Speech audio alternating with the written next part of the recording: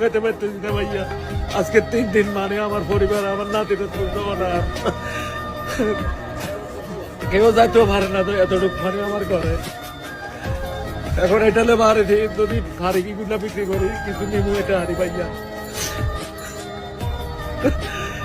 আচ্ছা, আপনি কোনো অনুদান আনলে তো কোনো কিছু পান নাই? না তো কেউ, মানে কেউ আপনাদের দেয় নাই তেমন কোনো কিছু? কেউ যাইতে পারতেছে না।